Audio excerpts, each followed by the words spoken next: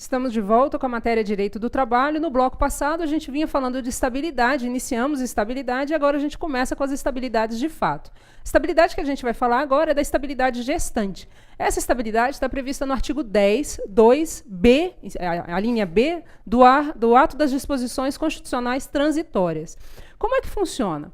Toda vez que a Constituição, quando ela surgiu em 88, algumas situações ficaram previstas para que depois uma lei regulamentasse. Por isso que a gente fala que é ato das disposições constitucionais transitórias. Nessa hipótese, enquanto não houver lei, o que vale é o que está no ADCT, tá certo? Então, o que está escrito lá no artigo 10? A gente tem essa seguinte situação. A empregada ela tem a estabilidade a partir da confirmação da gravidez até 5 meses após o parto. Volta para mim e vamos observar a seguinte situação. A partir do momento que a mulher engravida, ela não precisa comunicar ao seu empregador dessa situação. Ela passa a ser estável, ela não pode ser mandada embora até o quinto mês após o parto. Então, quando a criança estiver com 5 meses, a mulher ainda é estável. Observar o seguinte, a legislação do doméstico já traz essa previsão. Então, para o doméstico, eu não vou aplicar o ato das disposições constitucionais transitórias. O que eu vou aplicar é a própria lei do doméstico, que existe uma previsão legal lá. Resultado disso é que o TST precisou analisar essas situações referentes à estabilidade gestante. E, para isso, a gente tem a súmula 244, que a gente vai falar dela agora. Observem, por favor. Olha lá. Estabilidade gestante, estabilidade provisória. Inciso 1º. O desconhecimento do estado gravídico pelo empregador não afasta o direito ao pagamento da indenização decorrente da estabilidade. Vem aqui para mim, deixa eu explicar. Como é que funciona isso? Eu sou estável, eu tenho garantia ao meu emprego, eu não posso ser mandada embora. No entanto, se eu for mandada embora, eu tenho direito à indenização desses dias, desses meses que faltam. Resultado disso é que o TST vai entender o seguinte: se o empregador não conhece o estado gravídico, isso não impede o direito à estabilidade, consequentemente, não impede o direito ao percebimento da indenização. Tá certo? Vamos voltar para o slide, a gente tem o inciso 2º. A garantia de emprego à gestante só autoriza a reintegração se essa se der durante o período da estabilidade. Do contrário, a garantia restringe-se aos salários e demais direitos correspondentes ao período de estabilidade. Olha só, como funciona essa situação? Se eu tenho direito ao emprego, o meu primeiro direito é a reintegração. Então, se eu peço o meu direito de reintegração durante o período da estabilidade, eu serei reintegrada, observando que vai ser pago o que a gente chama de salários vencidos, de direitos vencidos. No entanto, se eu peço a minha estabilidade pós-período, o que o TST entende é que pode ser, então, nessa situação, o que vai acontecer é o pagamento da indenização, e não o direito à volta ao emprego. Tá joia? Vamos lá para o inciso 3º. A empregada gestante tem direito à estabilidade provisória, previsto no artigo 10, inciso 2º, a linha B, do ato das disposições constitucionais transitórias, mesmo na hipótese de admissão mediante contrato por tempo determinado. Olha aqui, o que aconteceu é a seguinte situação. A gente não tinha esse inciso até 2012. A partir de 2012, esse inciso passou a valer. Lembra dos contratos determinados que a gente falou em blocos passados? Antigamente, a gente dizia que qualquer estabilidade não existia durante esse período de experiência, ou desse período de contrato determinado. Hoje, a gente não pode dizer mais, em razão do entendimento do TST, tá certo? Então, a gente tem que observar isso. Se eu estou em contrato de experiência ou num contrato temporário e venho a ficar grávida, nesse caso, eu sou estável. Observar que o TST vem mudando algumas decisões referentes a essa estabilidade gestacional.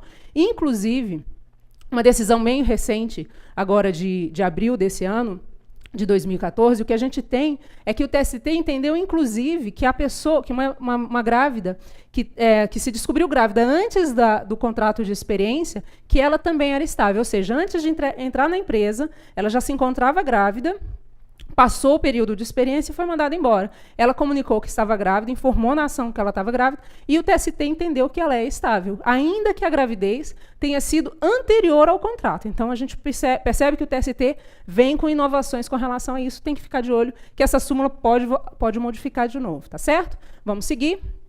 a gente agora vai falar da estabilidade do membro de CIPA, ou do cipeiro. É muito comum a gente falar isso. O que é a CIPA?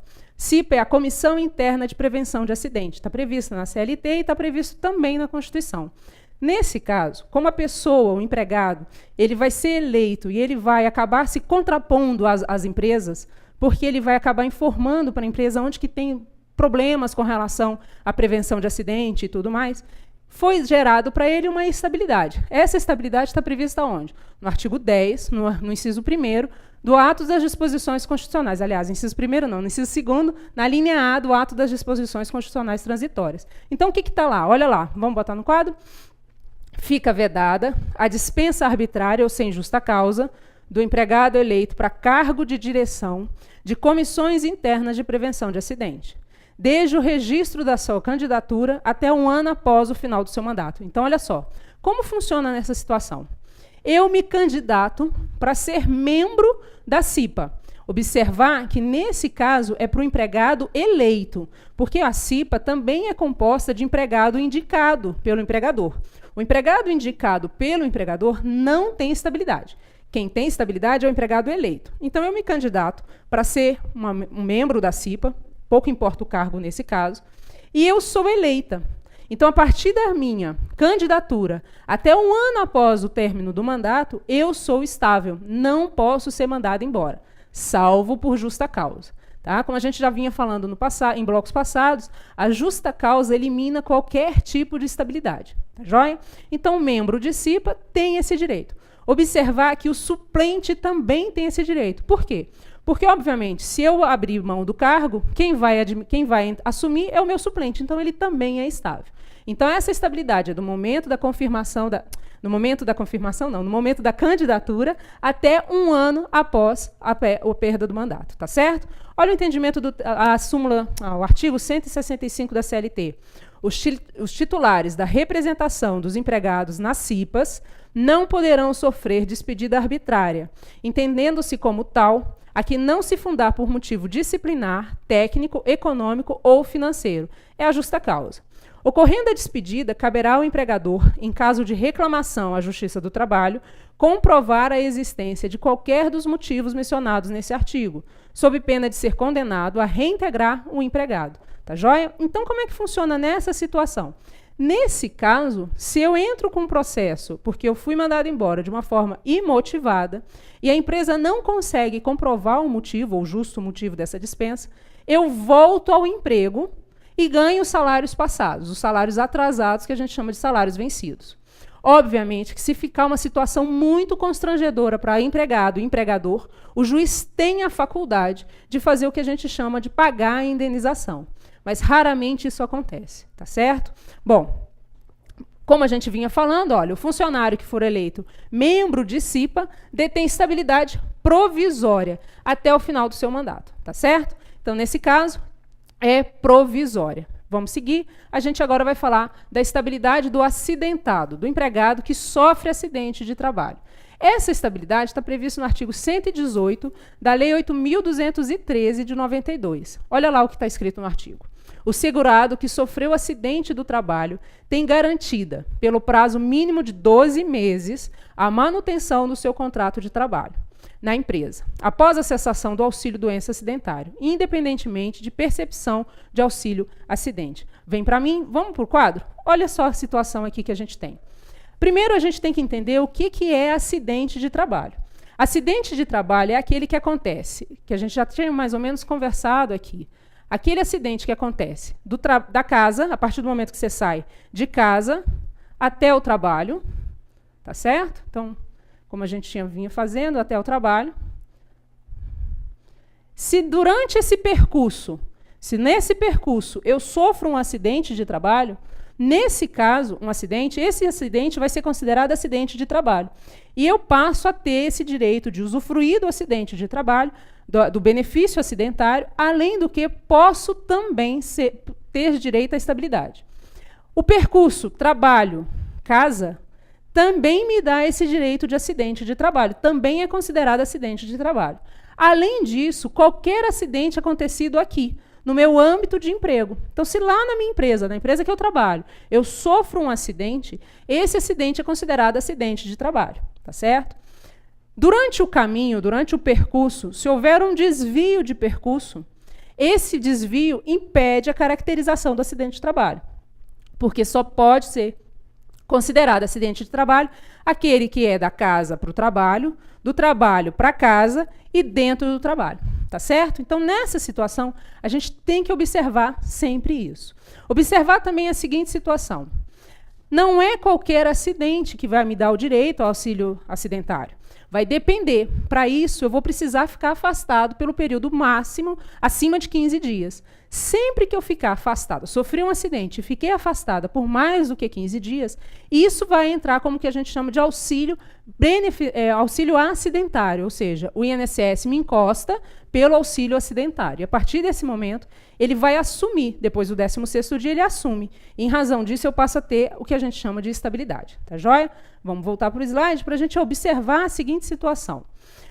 O artigo 20 da lei bota assim para a gente. Consideram-se acidente de trabalho, nos termos do artigo anterior, as seguintes entidades mórbidas: doença profissional, assim entendida, a produzida ou desencadeada pelo exercício do trabalho, peculiar a determinada atividade e constante da respectiva relação elaborada pelo Ministério do Trabalho e da Previdência Social. Tá certo? Então, olha só, o TST precisou analisar essa situação. Porque imagina, qualquer acidente que eu sofresse, será que ele me daria esse tipo de estabilidade?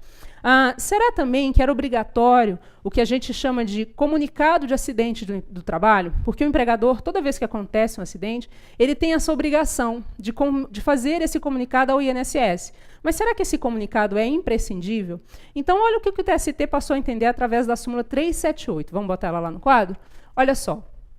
Estabilidade provisória, acidente de trabalho, artigo 118 da Lei 8.213, de 91. Constitucionalidade e pressupostos. Inciso 1º. É constitucional o artigo 118 da Lei 8.213, de 91, que assegura o direito à estabilidade provisória por período de 12 meses após a cessação do auxílio-doença ao empregado acidentado. Olha só, o que acontece nessa situação? Esse inciso foi criado porque, por diversas vezes, por várias vezes nas ações, o empregador alegava a inconstitucionalidade do artigo 18. Então, o TST, que também tem o poder de analisar a Constituição, a violação à Constituição, assim como o Supremo, ele vinha falando o seguinte: não, é constitucional o artigo 118. Então, como vinha com reiteradas decisões nesse sentido, ele trouxe isso na súmula, tá certo? Então, o inciso 1º é só para dizer o seguinte: o artigo 118 da Lei 8.213 é constitucional, não se discute com relação a isso. Ele não entra em confronto com a Constituição da República. Vamos para o inciso 2º, olha só. São pressupostos para concessão da estabilidade o afastamento superior a 15 dias e a consequente percepção do auxílio-doença acidentário, salvo se constatada após a despedida doença profissional que guarde relação com a causalidade com a execução do contrato de emprego. Olha aqui para mim, coisas que a gente tem que observar que são muito importantes nessa súmula. Quando ele fala pressupostos, ele vem para o afastamento superior a 15 dias. Então, eu não posso, se eu ficar afastada por menos do que 15 dias, nessa situação, eu não detenho a estabilidade, ainda que eu tenha sofrido um acidente de trabalho, tá certo? Então, afastamento superior a 15 dias e percepção do auxílio-doença acidentário. Nessa hipótese, eu somo as duas. Eu somo o afastamento por mais de 15 dias com a percepção do auxílio acidentário. Não adianta eu ficar afastada por 16 dias e não receber o auxílio-doença acidentário, tá certo? Ele é pressuposto de percepção e de direito dessa estabilidade, tá joia? Situação seguinte que a gente observa também nesse inciso da súmula, que é bem interessante. Ele vira para a gente e fala a seguinte situação: isso aqui é eliminado se eu descobrir que eu tenho uma doença profissional que guarde relação com o meu contrato de trabalho, ainda que eu já tenha saído da empresa. Essa hipótese, imaginemos a seguinte situação. Eu trabalho com digitação, sou digitadora, e nessa situação eu venho adquirir o que a gente chamava no passado de LER, ou de DORT, que é uma doença ocupacional, em razão do processo de digitação. Nessa situação, o que vai acontecer? Eu saí da empresa e descobri que essa doença profissional ela existe por conta daquela minha atividade no passado, em razão da digitação. Eu tenho direito a entrar com a ação? Tenho direito de entrar com a ação pedindo a minha estabilidade. Porque, afinal de contas, o que aconteceu foi o seguinte: eu trabalhava com digitação, só fazia isso, adquiriu a doença ocupacional, depois fui mandada embora, descobri que o que eu tenho hoje, essa DORT ou essa LER que eu tenho, é em razão daquele meu trabalho, eu entro e peço a estabilidade. Observar que essa estabilidade só começa depois de que data? Depois do meu retorno ao trabalho. Nessa hipótese, o juiz ele pode considerar que você é estável, te mandar reintegrar, pagar os salários da data da despedida até a data da reintegração, e aí vem 13º, vem questão de férias, também vem questão do FGTS, ou ele pode determinar simplesmente a indenização. Tá certo? Então, tenho esse direito no inciso 2º. Vamos para o inciso 3º? O inciso 3º fala para a gente o seguinte: o empregado submetido a contrato de trabalho por tempo determinado goza da garantia provisória de emprego decorrente de acidente de trabalho previsto no artigo 118 da Lei 8.213 de 91. Observem novamente que eu tenho um contrato de trabalho por prazo determinado. Esse inciso também é recente, ele é de 2012. O que vai acontecer é que antes a gente não tinha esse direito. A partir de agora, quem tem contrato por prazo determinado passa a ter direito a essa estabilidade também. Tá joia? Observem que não existe mais, que aqui a justa causa também elimina a hipótese da estabilidade. E o contrato por prazo determinado, inclusive, também. Tá certo? Então, essa é a súmula 378 do TST, que traz para a gente um entendimento a respeito dessa estabilidade. Vamos seguir. A gente vai falar agora da estabilidade do dirigente sindical. Observem o seguinte: essa estabilidade está prevista na CLT, aonde? No artigo 543, parágrafo 3º da CLT.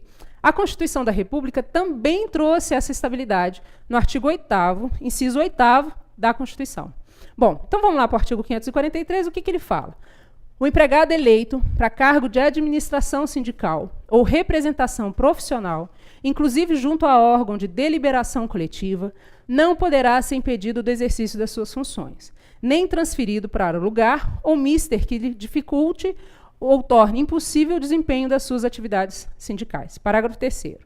Fica vedada a dispensa do empregado sindicalizado ou associado, a partir do momento do registro da sua candidatura a cargo de direção ou representação de entidade sindical ou de associação profissional, até 1 ano após o final do seu mandato. Caso seja eleito, inclusive como suplente, salvo se cometer falta grave, devidamente apurada nos termos dessa consolidação. O que vai acontecer aqui? Nesse caso, a gente tem que observar que o que está grifado em vermelho é importantíssimo. O que é importante? Eu me candidato para ser dirigente sindical, tá certo? Eu, a partir do momento da minha candidatura, eu passo a ser estável. A gente vai ver que existia um pressuposto de comunicado de 24 horas, porque ele está previsto no parágrafo 5º. Mas esse pressuposto vai acabar caindo, porque o TST acabou entendendo recentemente que não precisa mais desse comunicado. Mas o empregador tem que ter a ciência de que você é candidato a dirigente sindical. Então, a partir do momento da candidatura, até 1 ano após a perda do mandato, eu sou estável. É muito parecido com a hipótese do cipeiro, que a gente já falou aqui. Só que a gente tem que observar que, nesse caso aqui, a dispensa desse dirigente sindical, desse empregado que foi eleito dirigente sindical, só pode acontecer mediante apuração de falta grave, que é o que está aqui, ó, no parágrafo. Se cometer falta grave devidamente apurada nos termos dessa consolidação. Significa dizer que, nessa hipótese, é importantíssimo, e é só nessa hipótese, é importantíssimo que a gente chama de inquérito para apuração de falta grave.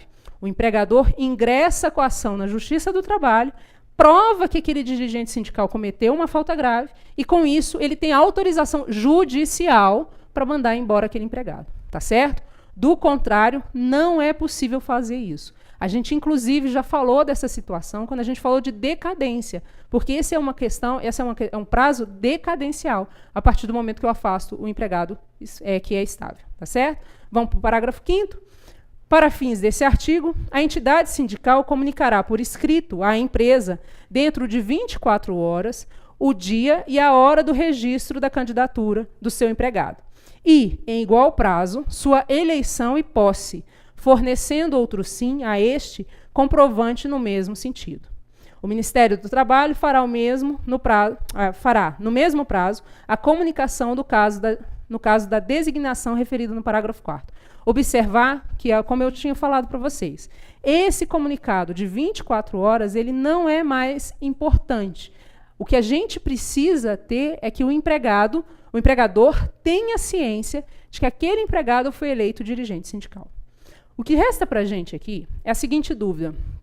Será que todo empregado eleito dirigente sindical tem essa estabilidade? Não, não são todos. O que a gente considera são só os membros da diretoria, que geralmente são 7, e os seus suplentes. Então, não são 14 que têm estabilidade, são 7 e os seus suplentes. Não são 14. Observem isso, por favor. Porque vira e mexe a gente vê situações nesse sentido. Ah, os 14 primeiros dirigentes sindicais são estáveis. Falso. Só e tão somente os 7 dirigentes sindicais e o seu suplente. Suplente não entra na contagem, tá certo? Então a gente tem que observar isso. Então, os 7 primeiros e os seus suplentes, tá certo? E aí a gente tem a seguinte situação no artigo 8º da Constituição, inciso 8º, que a gente vinha falando.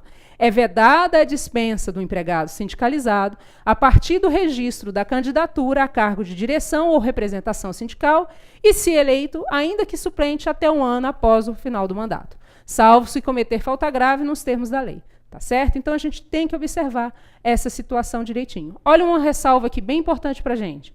Ressaltar que se o empregado, dirigente sindical de categoria diferenciada, tem estabilidade, desde que exerça a função do empregador correspondente à categoria do sindicato que é dirigente.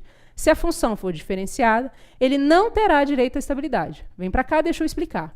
Imagina a seguinte situação. Eu trabalho numa empresa como auxiliar de serviços gerais e essa empresa é uma empresa de indústria, tá certo? Só que eu sou dirigente sindical, a gente costuma muito usar esse exemplo, inclusive, do Sindicato dos Músicos, tá certo? Eu trabalho como auxiliar de serviços gerais numa empresa, numa indústria, e eu sou dirigente sindical do Sindicato dos Músicos. Eu sou estável nessa empresa? Não. Porque essa categoria é diferente, da qual eu sou dirigente sindical, não é a categoria a qual eu trabalho no meu empregador. Se por um acaso, no meu contrato, eu tivesse a situação de trabalhar só com música e tudo mais, numa empresa e tudo mais, aí sim eu seria estável. Mas nessa situação que eu descrevi para vocês, eu não sou estável, eu não detenho estabilidade. Então, lembrar sempre, só é estável aquele empregado que exerce na empresa as funções da qual ele é dirigente sindical, da qual o sindicato representa a categoria dele. Do contrário, não é estável. Tá joia? Vamos seguir. A gente tem lá o entendimento do TST na súmula 369 dele. Não tem nem como errar essa súmula, hein? Súmula 369 do TST. Vamos lá? Dirigente sindical, estabilidade provisória. Item primeiro. É assegurada a estabilidade provisória ao empregado dirigente sindical, ainda que a comunicação do registro da candidatura ou da eleição e da posse seja realizada fora do prazo previsto no artigo 543, parágrafo 5º. É aquele prazo de 24 horas, hein? Da CLT. Desde que a ciência ao empregador, por qualquer meio, ocorra na vigência do contrato de trabalho. E, em segundo, o artigo 522 da CLT foi recepcionado pela Constituição Federal de 88. Fica limitada, assim, a estabilidade a que alude o artigo 543, parágrafo 3º da CLT, a 7 dirigentes sindicais e igual número de suplentes, é o que a gente já vinha falando aqui, tá certo? Vamos para o item terceiro. Tem lá o seguinte: o empregado de categoria diferenciada, eleito dirigente sindical, só goza de estabilidade se exercer na empresa atividade pertinente à categoria profissional do sindicato para o qual foi eleito dirigente. Nós já falamos disso. Havendo extinção da atividade empresarial no âmbito da base territorial do sindicato, não há razão para subsistir a estabilidade. Vem para cá, vamos observar a seguinte situação. A empresa funcionava em Araraquara, por exemplo, e ali eu era dirigente sindical e eu tinha estabilidade. Se a empresa fecha, não tem motivo para eu me manter estável. Diante disso, a estabilidade acaba, tá certo? O contrato pode ser encerrado sem problema algum. Isso é bem importante. Se a empresa não existe mais, não tem sentido existir a minha estabilidade. É o que o item fala, o que o TST fala a esse respeito. Vamos voltar? O registro da candidatura do empregado a cargo de dirigente sindical durante o período de aviso prévio, ainda que indenizado, não lhe assegura estabilidade, visto que inaplicável a regra do parágrafo 3º do artigo 543 da CLT. Observem a seguinte situação. E seria muito engraçado e muito ilógico se eu, durante o meu aviso prévio, tendo a ciência do aviso prévio, eu vou lá e providencio a minha candidatura para dirigente sindical, porque aí eu não quero mais ser mandado embora. É ilógico e o TST entende nesse sentido. Seria até uma má-fé do empregado, tá certo? Então é por isso que existe esse inciso na súmula 369 do TST. Vamos seguir. A gente tem que observar que dirigente sindical eleito para conselho fiscal, porque dentro do sindicato existem vários membros, esse não é considerado estável. Olha o que ele fala assim: membro de conselho fiscal de sindicato não tem direito à estabilidade prevista no artigo 543, parágrafo 3º da CLT e 8º da Constituição, porquanto não representa ou atua na defesa de direitos da categoria respectiva, tendo sua competência limitada à fiscalização de gestão financeira do sindicato. Esse dirigente sindical eleito para o Conselho Fiscal, ele vai fiscalizar os dirigentes sindicais e as suas contas. Então, em razão disso, ele não tem estabilidade. Ele não vai se contrapor à empresa, ao empregador e ao sindicato patronal. Esse é o motivo da gente não ter a estabilidade nessa situação. Tá bom? Bom, e o delegado sindical? Será que o delegado sindical tem essa estabilidade? Também não tem essa estabilidade. Olha lá, a OJ 369 da CLT, ou do TST. Estabilidade provisória. Delegado sindical, inaplicável. O delegado sindical não é beneficiário da estabilidade provisória prevista no artigo 8º, inciso 8º da Constituição de 88, a qual é dirigida, olha atenção, exclusivamente àqueles que exerçam ou ocupem cargos de direção nos sindicatos, submetidos a processo eletivo. Nesse caso, esse delegado sindical, ele não tem direito à estabilidade porque ele não exerce cargo de gestão, de direção do sindicato. Ok? Então, a gente tem que observar essa estabilidade com relação a isso. Bom, a gente vai falar agora do empregado eleito membro de comissão de conciliação prévia.